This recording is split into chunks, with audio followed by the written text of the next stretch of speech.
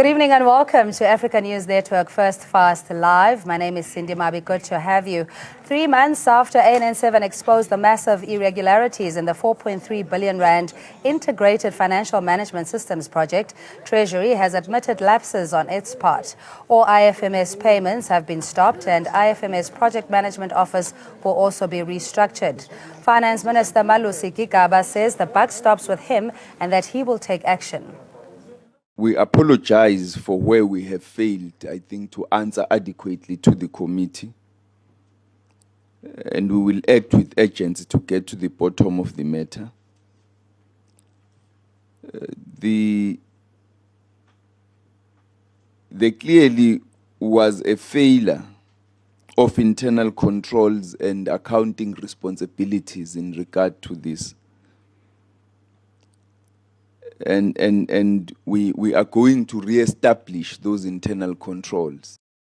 After uncovering other irregularities that I've commissioned the internal audit to help me get into the details of what I'm talking about. Stopped all payments, all IFMS payments to date have been stopped, and this has been taking place at least for the last, from the 7th, I think. Yes, from the 7th of August. I stopped all IFMS-related payments. Parliament's watchdog committee mints no words in calling out Treasury for sleeping on the job. Members of Parliament were not too kind in punching holes in explanations forwarded over unmonitored wastage of taxpayers' billions. That are not sufficiently responsive, which you are supposed to be monitoring. I think that's the question. That how does it happen? How does it come? Here is your report. It says internal audit, when it arrived, it couldn't even find paperwork from Linda there to be able to account for the work that they have done, which is additional to a 1 billion that just disappeared in the department. Why do we build the confidence of our people around National Treasury if you are not able to do this exchange with other Scopa and feel that Parliament is here to make you to account? That is a problem, sir. That's our people's money, Chief. And that's why I'm not going to walk away. You can be angry, you can be pissed off with me. It's not personal. I've got a job to do here. And the money which you don't worry about continues going. Billions are being spent on a particular project that is not delivering. The lid has been blown off, and here are those who find themselves under the scanner. Firstly, Nhlanhla, former finance minister, was at the helm of Treasury as the IFMS debacle played itself out. Pravin Gordhan, the man heading Treasury when the internal audit report on IFMS pointed out damning irregularities. Lungisa Fuzile, former Director General of Treasury, he received the audit report but failed to take effective action. Lindy Broadwick, the project manager of IFMS, she failed in oversight role as the head of the project. And Kenneth Brown, a former chief procurement officer, and members of Parliament say Brown should have been more vigilant regarding procurement irregularities. When Kenny Brown came to us, he spoke so very eloquent and very hopeful that procurement under the National Treasury is doing very well. Now, internal audit says, hey, wait. You are being misled by this department. It must be the responsibility ultimately of the executive authority and the accounting general. So the buck stops with me. And I take full responsibility for what has to happen in order to ensure that the problems that are here are properly addressed. I have received the DG's full commitment to also taking decisive measures to addressing these, and we will do that. I hope we will not come back to Scopa again to face the grilling we face today. And Treasury admits nothing has been done so far to recover the monies that were wasted. KPMG was paid 59 million rand without a service level agreement. The auditing firm was also paid 46.3 million rand without deliverables or quality assurance. BITS Technologies was given a contract worth 39 million rand, 11 million rand more than what the company itself quoted. BITS was further paid 1.3 million without an approved service level agreement. Apex was paid 7.7 million rand without proper timesheets for work done, and 580,000 rand was billed by Apex just after 16 hours of available time to perform the work. Accenture was paid 4.1 million rand for the development of a central supplier database, and although there was no budget allocated for this job. Oracle in IFMS Part 2, a tender was cancelled seemingly to accommodate Oracle, which didn't submit a bid. And according to the Treasury internal report, there seems to be a conflict of interest as the then IFMS chief director joined Oracle senior management barely 90 days after the contract was awarded. I do know that BITS Technologies, trading as Abacus, has captured Treasury. A service level agreement at the tune of 39 million was signed, when it was actually supposed to be 28 million. Now the question is, who signed that SLA? KPMG. They were paid amounts 2.5 million and 2.2 million, but the reports that they were supposed to do were not finalized. And KPMG is asked to do some ad hoc work with no agreement in place. We currently don't have any plans to recover any monies because two things, I think, from the Honorable Ross's questions. One, I think we have not ourselves said or come to conclusion that this was fruitless or wasteful expenditure. The Auditor General, in terms of our engagement, has classified certain types of expenditure along those lines. ANN7's investigation echoed in the right places, and the efforts were acknowledged by the chairman of the Standing Committee on Public Accounts, Themba Godi. I must say that personally, I learned about this IFMS challenge from ANN7. And I think ANN7 did a great job on this one. There were lots of doubting Thomases, but as the information kept coming in, it became clear that it could no longer be denied and it should be faced full square. And our initial interest in the matter was actually aroused after watching the expose from ANN7. Joining us in studio, Adil Nchabeleng, Transform RSA President. We have Mnyamezeli Shedrack Boy, ANC MP on the line, Akal Niehaus, MKMVA National Executive Committee member, and Ahmed Sheikh Imam, NFP Member of Parliament on our outside broadcast facility. Zamo Madlala is Black Empowerment Foundation spokesperson. Cecilia Russell is ANN7 Special Projects Editor, joining us in studio. And on the line, we have Edward Zuma, an ANC member. Good evening to all our guests, and thanks so much for joining us. I suppose, you've indicated in terms of the investigation that the team has done, Cecilia, to have it finally now in the public domain with the Scopa, the Public Accounts Committee, now looking intricately into it. Were you satisfied with the proceedings today? More than satisfied. I was delighted that finally this matter has been dealt with at Scopa at such a high level, and that it's clearly going to be that whatever wrongdoing or incorrect doing or whatever is going to be held to account by Scopa. Long last, actually, we were really treated as, this investigation was treated as nothing by other media houses. Even if they write stories about it now, they put this odd investigation by us. But in actual fact, it was a full-scale, really excellent investigation. And Scopa chairperson Themba Godi is actually charitable when he says the IFMS challenges, where the internal reports had classified at least about 80% of those transactions as being catastrophic because they couldn't explain why there weren't timesheets, basic accounting processes in place. And yet we had a minister who was preaching on austerity measures to cut costs here and there. And internally, this mess was taking place. Amo. Well, good evening to the panel. And firstly, congratulations to ANN7 eventually being recognized for the good work that it does. But it's just laughable that you could find that accountants are going to tell you they don't have timesheets. forget that Treasury didn't ask for the timesheets. It ought to be that had the timesheets not been submitted, all you do is you ask for them, because everybody in an accounting firm, that's how you do your billable hours.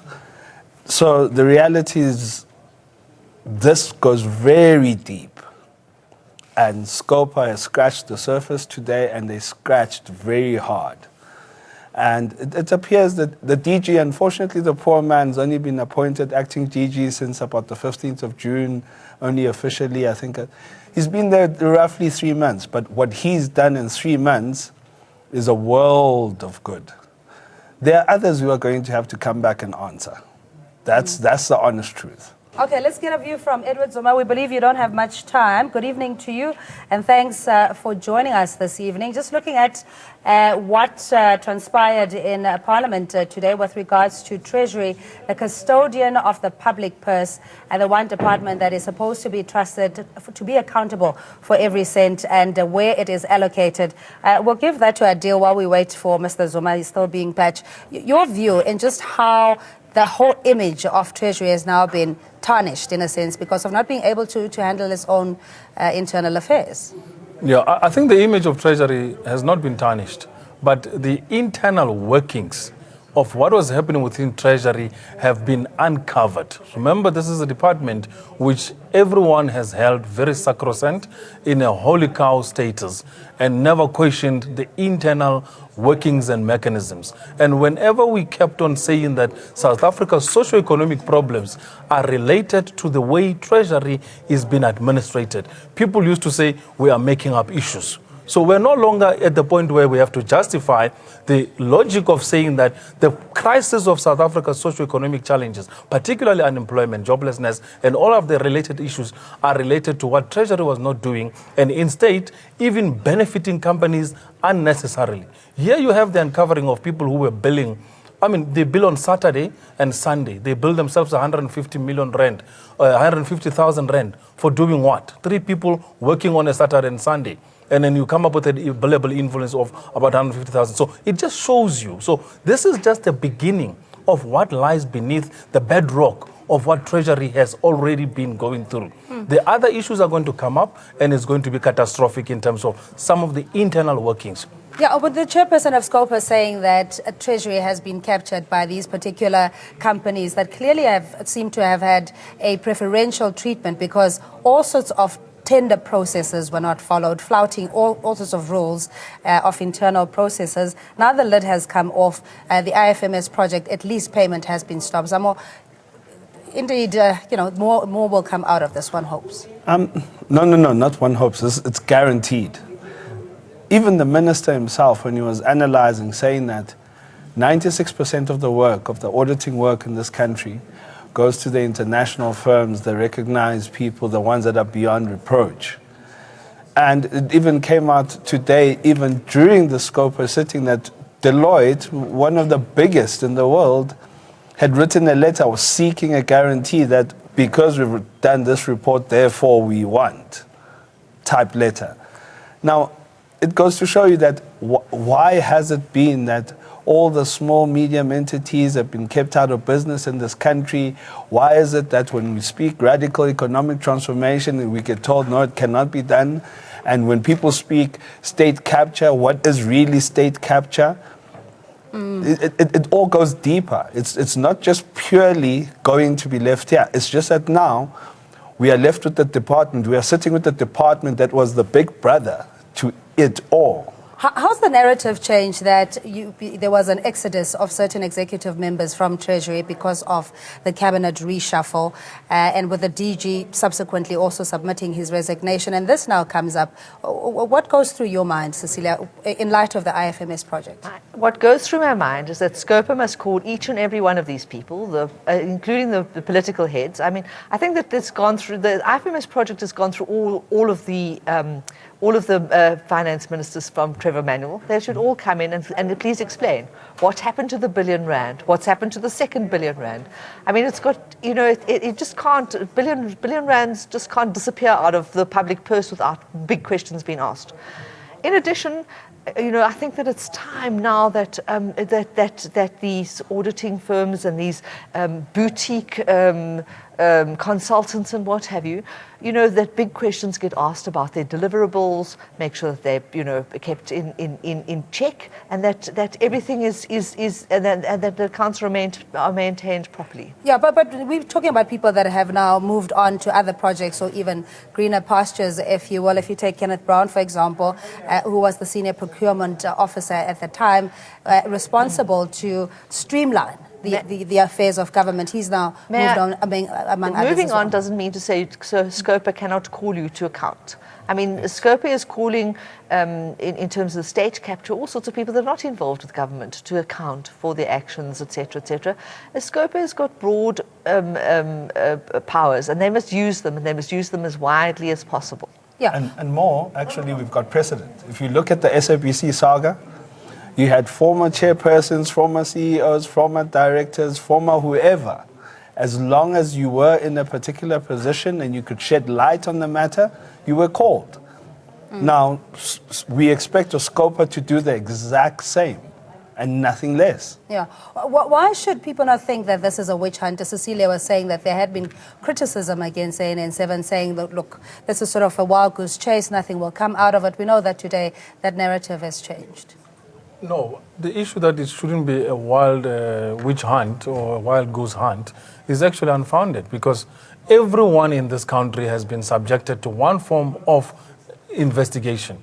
It is unfortunate in this case that it happens to be the so-called holier cow, which was Treasury, which people in Treasury, by the way, for the last 20 years have never been called to account for anything. You have had ministers who have been going through a rotary type of a door where they've been coming in and going out and making sure that they can stay within the Treasury environment. And the same people today, the governor of the Reserve Bank comes out of Treasury. So we must start asking the questions. How is it that Treasury becomes the department that has such a mess, but prepares people to go into the helms of leadership and money control and power in South Africa to a point where they can even rise up to the top status level of being governors of South Africa? People like Maria Ramos, who's now running one of the most powerful institutions in South Africa. You've had people like Trevor Manuel, who have gone through the same mill. Tito Mboweni. You've had various names of people who have gone through this particular Treasury mill within the IFMS models that have actually never came to account. But at the same time, the same individuals on a daily basis tell us that there is this aspect of high level of morality. Whereas in their departments, during their tenure, they have left a huge amount of mess. So from a Transformer RSA's point of view, we are quite happy that now it is finally coming out as a watershed information and knowledge to the public that the same people who subject us to the strictest level of adherence of the law are the same people who have been flaunting it. Let's get a view from Ahmed Sheikh Imam, NFP, a member of Parliament. Salam alaikum to you and thanks for joining us. Your reaction to the developments at the Scopa today in Parliament? Well, clearly, you can see we've always understood and accepted that Treasury itself was in control. Treasury was like the big brother. Treasury, the big brother. Treasury, in our understanding, was the department, the one department that was a cut above the rest. And what is clearly now unfolding is the weaknesses in Treasury and the weaknesses in the systems that we have in terms of governance. And I think it comes back to what we have at some stage said, that the mechanisms that we have in place to monitor and evaluate and even the internal audit processes are not foolproof. And that is why, we are uncovering a lot of these things, and we're uncovering them at this late hour. And Sheikh Imam, what would your expectation be in terms of who should be held accountable and what form of remedial action needs to be meted against them? Well, it must start off from the Minister of Finance. It must start off from the Minister of Finance. It must start from the Deputy Minister. It must also, the DG himself should be held accountable for what has actually happened. Now, you know, in terms of the Appropriation Committee and even in Scopa, well, Scopa actually comes in after the fact. But in terms of appropriation and things, Treasury is the one department that is represented, and especially when we are interrogating every other department, 42 committees, and Treasury creates, and they repeatedly give us reports on how the others are underperforming, the issues of corruption, the issues of fraud, the maladministration. If you talk about even the Chief Procurement Officer who did a briefing to us, who told us in no uncertain terms that South Africa was losing in excess of 240 billion rand a year, or 40% of the 600 billion rand of goods and services. But here you can see that Treasury itself is failing us. Thank you so much. That's Ahmed Sheikh, Imam, NFP, Member of Parliament, joining us via outside broadcast facility. Cecilia, just in terms of, there are certain layers, because there's a hierarchy in terms of how this project was structured, that it will have a softer introductory phase, and then it will essentially build its systems, etc., and then deliver ultimately. There is IFMS Part 2. Where the big bucks was also being squandered. Well, at one stage, they decided that IFMS 1 was not successful and they would change their strategy. So we're talking, this audit report deals with IFMS 2, and it particularly deals with the project office, the project management office that was set up in order to start the whole process going. These consultants were brought in for various reasons and what have you, and you know, another part of our investigation involved the Oracle contract, where there's also, you know, big questions about how that contract was awarded to somebody who didn't, you know, wasn't in the first bid at all, and whether the second bid, you know, was changed to their advantage. So there are many there are many stages. Finally, you know, the IFMS project, which is only expected to come on full steam in round about 2021, has a curious situation that about 4-point-something billion has been put aside for it, and already 2.2 or 2.3 billion has been spent. That's half of it, and we're not even sure that, you know, that we're anywhere near or close to, you know, this project being successful. So it looks as though we were on the start of something that a lot of consultants were going to make a hell of a lot of money out of, and suddenly, you know, this whole expose and this report, etc., put a bit of a stop in it. Yeah, but I mean, if there are no contracts in place, there's no liability in a sense, because you can say, you know, there's no invoice, there's no paper trail, Zamo, in terms of how, not to prosecute, but to get to the bottom of it and hold people accountable. Well, the beautiful part is that when you work with people in the accounting field, there's always a way of going back and recouping. I know Mr. Chabling next to me here says there was a weekend where 3 consultants billed 150,000 rand. Now that particular invoice, you can go and challenge it on its own merits, because it goes back to deliverables. You go back and you look at the timesheets, and given that it was an accounting firm, which is prescribed by not only SAICA but also IRBA, they would have had to keep those timesheets saying that these particular 3 individuals worked these hours, this is what they delivered over those hours, that was the hourly rate, and then you reconcile it back to the invoice. And if you can't reconcile it back, you can claim it all. Just in the same way that Treasury ended up deciding that they were going to pay Deloitte sweet nothing for the forensic report. Yeah, but so I mean, those the monies IFMS can actually be claimed back. I mean, had it not been for the ANN7 expose, these payments would have still been continuing. Oh, yes. You know, we made the expose in May. It's only now on the 7th of August that payments were done. Adil, your hope in just getting this matter sorted and monies recovered? Look, I would like to see a day where South Africa takes law seriously, where we can start seeing some of these people being brought to account, particularly where arrests will be made. Because if you were to look into this matter, you will see that there was a clear thuggery and thievery happening at the helm of our head of department, which is actually Treasury. Why are people not being arrested? I mean, who goes and invoices for something that was not actually given as a service? All right, so let's get a very brief response from Shaiki Imam.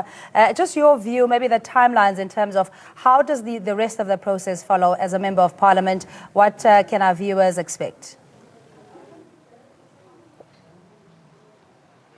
Indeed, I must agree with your guest there, that the problem I think we have is that there is absolutely no consequences for wrongdoing in government. And this is where it all starts. And I must also admit and agree that Treasury is the custodian. If Treasury cannot have and do their work properly, if they can't account, if they can't follow correct processes and procedures in terms of procurement, then how is it that you expect the 41 other departments to perform? How do you expect the provinces to perform? How do you expect local government to perform? So clearly, I think what must happen in this case, these people must be brought to book, they must be dealt with, there must be consequences, there must be criminal charges, because at the end of the day, it is the taxpayers' money that is involved, and we must protect the purse of the taxpayers. Shaiki Imam, thank you so much for your time. Much appreciated. He's an NFP Member of Parliament. Adil Nchabileng, Transform RSA President, Zamo Madlala, Black Empowerment Foundation spokesperson, and last but not least, Cecilia Russell, ANN7 Special Projects Editor. And we did try to speak to former Finance Minister Pravin Gordhan, but he refused to give any comment. He says he was not in Parliament today and cannot make any comments. Nonetheless, the invitation still stands. And thanks so much for joining us. We're back after this.